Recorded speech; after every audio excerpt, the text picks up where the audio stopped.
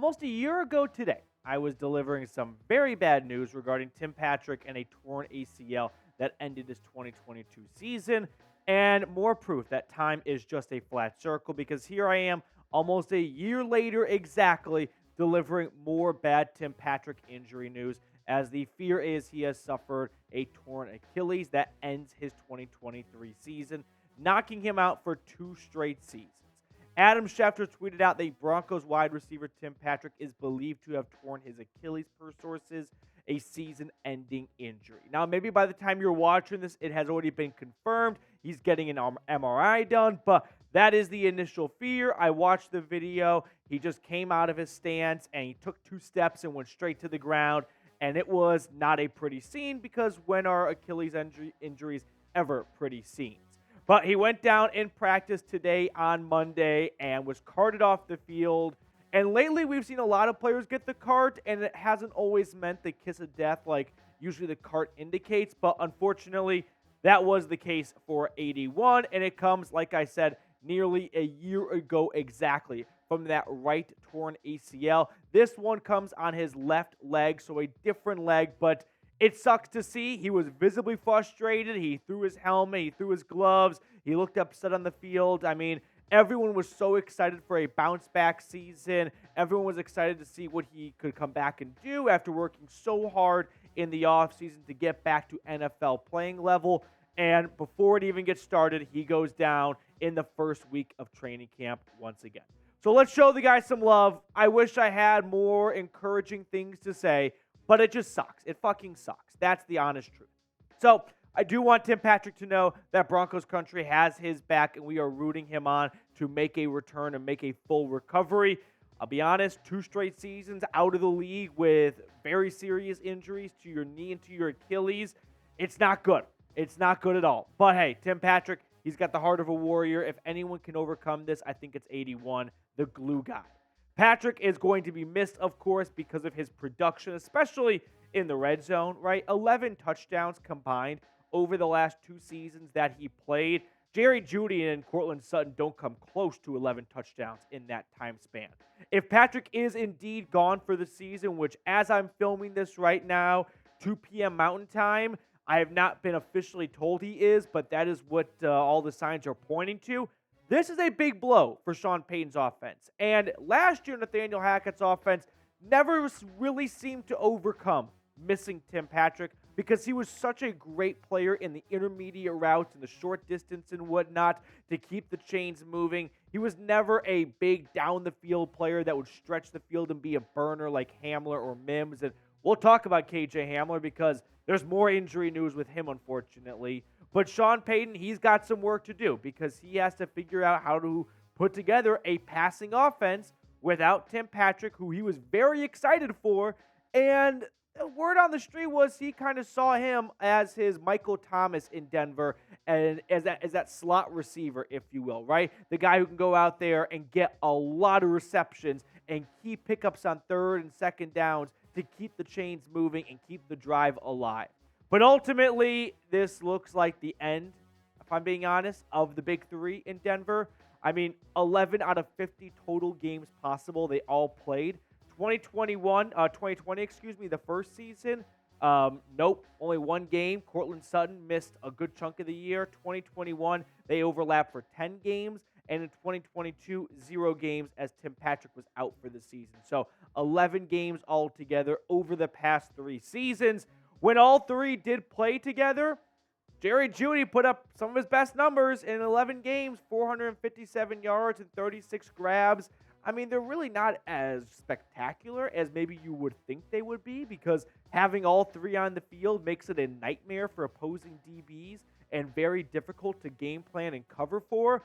But 3 receivers, only 11 games overlapped with spotty quarterback play throughout that time and inconsistencies on the offense. But nevertheless, injuries suck. Injuries suck and horrible luck in Denver. Because once again, before the season even gets close to starting, the Broncos find themselves at the top of the IR food chain. Where last year, they had so many players on IR, their IR payroll was probably more than the A's and the Rockies combined minus Chris Bryant. I mean, that's how much money has been sitting on team injured reserve because star player after star player after star player has gone down with a season-ending injury. Starters get lost constantly in Denver. I don't know what it is.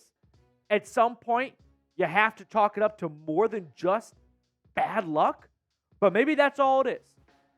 Maybe it's how they condition. Maybe it's the training. I don't know. What I do know is we've had a lot of changing of the guards in Denver from top to bottom. So at some point, it's not about getting a new conditioning and weight training staff in there because they've done that before, right? New head coaches, new ways of going about things, new practice cycles. It's all been done. And the results are the same. Denver and the Chargers are always the most injury-plagued teams, it feels like, for the better half of a decade now. And it sucks to see. It sucks to see.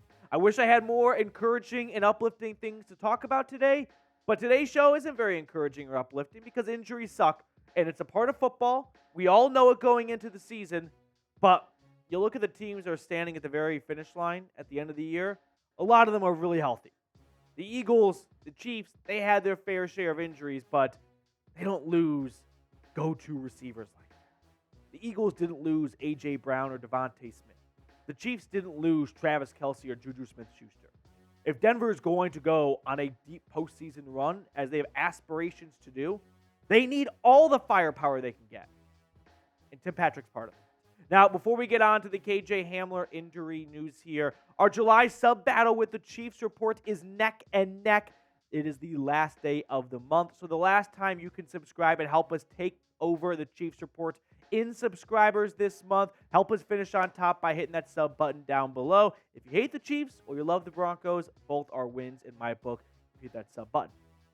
Now, shifting gears, let's talk about KJ Hamler, just because as soon as the producer, Tyler Smith, and I were ready to come into the studio and talk about Tim Patrick, KJ Hamler took to Instagram that he is being treated for a heart condition, and he is not going to be a part of this team, it seems like, for the foreseeable future. Now, Hamler has dealt with a lot of injuries throughout his NFL career. Most recently, he suffered a torn pec in March while working out. Now, the report is, or the belief is, that he is going to be waived with a non-football illness designation. So Denver knows that KJ Hamler is not going to be around for the next couple of weeks, and especially with Tim Patrick out now, they need to bring in an extra receiver or two. And so here's what KJ Hamler posted on Instagram. It was a very long post. I'm only going to share part of it with you guys, but you can find the rest of it online. After feeling some chest pains while working out on the break before camp started, I got everything checked out and was diagnosed with mild heart irritation called, I'm not even trying to pronounce that, pericarditis. I butchered it. I've got a great treatment plan with medicine, and I'm taking a quick break to get all this taken care of so I can get back to doing what I love. Now, shortly after that post on Instagram, Mike Garafolo tweeted out, the Broncos plan to waive wide receiver KJ Hamler today with a non-football illness designation, sources say, though the transaction is procedural and designed with an eye toward bringing him back. Hamler's condition isn't overly serious, and he's expected to miss weeks, not months. Garafolo then added on to that saying, the Broncos need a roster spot with both KJ Hamler and Tim Patrick Achilles sideline. Putting him on reserve/non-football injury list would have knocked him out for the season. Waiving him leaves open the possibility of his return. He has a chance to be back on the field early in the season. So hopefully he is back on the field. I'm just rooting for the guy. It sucks to see what he's gone through in his NFL career. I mean, I've talked about it before, but anytime you have to go and take part of your right knee and put it into your left knee after tearing your ACL and you lose 40 pounds in the hospital, it's going to be a very long road in recovery. And to see him come back last year and deal with injuries and then suffered a completely unrelated injury when he tore his pec in March just sucks to see. You want to see the guy succeed, and when it rains, it pours in Denver. And I'm talking about injuries because just as Tim Patrick goes down, we get this KJ Hamler kind of bombshell, if you will, and the Denver Broncos wide receiver room is getting thin all of a sudden. Jerry Jeudy, Cortland Sutton, Marvin Mims did return, but he had been dealing with a hamstring injury to start training camp.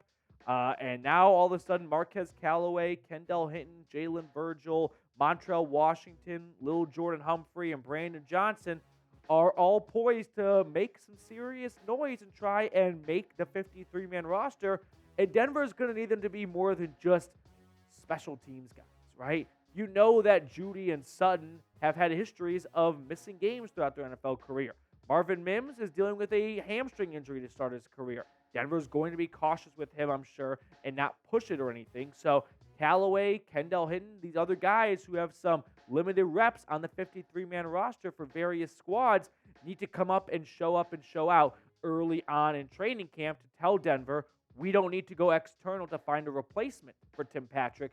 You've got one in-house, and it's us group of guys here. But pick a player's career to restart with injuries off. KJ Hamler would be a great one to do just because of everything he's gone through and how him and Jerry Jeudy were supposed to come in and just turn around this wide receiver room and add some vertical threats and some speed. And we haven't really seen it, whether it's because of the injuries or because of the drops. It hasn't happened. But let me know someone who you'd love to see their career get restarted, this time with injuries off. What I thought I'd be talking about with you guys to start off today's show, but unfortunately bigger news bumped it down the totem pole, was Denver added an offensive tackle. Yasir Durant signed by the Broncos after the team waived offensive tackle Christian DiLauro. Now, he does not have a ton of NFL experience in his career, just 19 games played, 2 starts. Last year, he had 1 game appearance for the Saints. A bulk of his NFL experience has come with the Kansas City Chiefs, who he played with his rookie year in 2020 after being a UDFA coming out of Mizzou. But when I look at Denver's offensive line depth chart here, and look at Garrett Bowles with the new headband and headshot there. When I look at it, though, I don't see him being signed as anyone that's pushing for a 53-man roster spot, like a guaranteed lock or anything like that. I think this was just the team deciding to switch things up in terms of we move down from 1 tackle, let's bring in another tackle. This is just a depth move in my eyes. He might make the practice squad. He could make the 53-man roster. But when I think about the top 9 to 10 guys this team is going to take, I think he's currently on the outside looking in. Before we get to the rest of today's show, I just want to share an awesome deal still going on with our pals over at Fanatics, where you can get these this Broncos alternate helmet t-shirt over on sale, chatsports.com/DEN alternate. That link's in the comments and the description of today's video. So if you're a fan of Denver's new alternate helmet like I am, you can get it on a t-shirt, you can get it on a long sleeve. They've got a ton of great options and variety. Just use our link, though. That way you can get the exclusive sale. That link's in the comments and the description of today's video. I kind of wanted to wrap up the show with some overall takeaways from another day of Broncos training camp in the books. Mike Kliss tweeted out Sean Payton on if he had reaction to Aaron Rodgers' comments. No, it's over. So Peter Schrager from NFL Network talked to Aaron Rodgers about what Sean Payton said regarding Nathaniel Hackett in his USA Today interview. And I'm sure we've all seen by now Rodgers said, keep my coach's name out your mouth. And Sean Payton, maybe he should, because I don't want to say I've gone 180 on this. When the story first broke and I filmed a video about it, it's on the channel, you can go watch it. I said pretty early on, if I recall, that Sean Payton's a smart dude. NFL coaches are very meticulous and they're very calculated. And I thought that he was saying all those things, which is pretty out of pocket for Sean, because he has some ulterior motive, right? Whether that's firing at the locker room, whether that's kind of pumping in some confidence for Russell Wilson. If he was going to be the fall guy, but the team was going to come out of it, a little bit greener, then so be it. But pretty quickly, Sean Payton didn't walk back the comments. He just apologized and said, "Oh, I forgot to take my Fox, hat off from his time on TV, and he forgot that he's an NFL coach now." What? What do you mean you forgot? I don't understand how any of that's possible. This was not some impromptu interview at the podium after practice. You sat down with the reporter that you liked from USA Today, not some local reporter, and you decided to do a long sit-down interview where you just tore into Nathaniel Hackett. This is just an extremely bizarre situation. And if Denver loses in week 5 to the Jets, we'll never hear the end of it. So it turns out that Payton, who made fun of Hackett for having this clown show, this circus last year at the Mile High City, well, Payton looked like the real clown after this, because you can't make fun of someone for being a clown and then turn around and do clowny things. It just doesn't work that way. Before we get on out of here, if you made it to the end of the video, type DEN in the comments. We did this about a week or so ago, and it was awesome to see all of you guys that watch all the way through. So appreciate you for supporting the show. Let me know who you're at. Let me know who you are. Type DEN in the comments section if you made it to the end of today's video. Now, as always, we end our video with our summer hot takes. It is 89 degrees high in Denver today. So that's a hot sand take. That's the kind of take where you want to run from your beach towel to a cool surface and not stand in the hot sand for too long. My hot sand take is the wide receiver room is just cursed. It really is. 11 games out of 50 possible that the big 3 receivers in Denver have played together. Maybe you blow it all up. Maybe you do. Maybe you keep Judy, but you move on from Sutton and Patrick because it's just not working. And it's not anyone's fault, I don't think, for the collective disaster that has been this very highly paid wide receiver room that has not really lived up to the expectations, whether that was because of injuries, quarterback play, head coaching. You could chalk it up to a multitude of things. But at the end of the day, it ain't producing wins. So maybe you kind of start fresh. Maybe you go with Judy and Marvin Mims, and you kind of just clean house, and you go a whole different way. You get new life into the room, get some new guys in there, some new blood, and you just turn the chapter over on a wide receiver unit that has been decimated with injuries, with spotty play from themselves, from their quarterback, whatever it may be, and just start fresh altogether.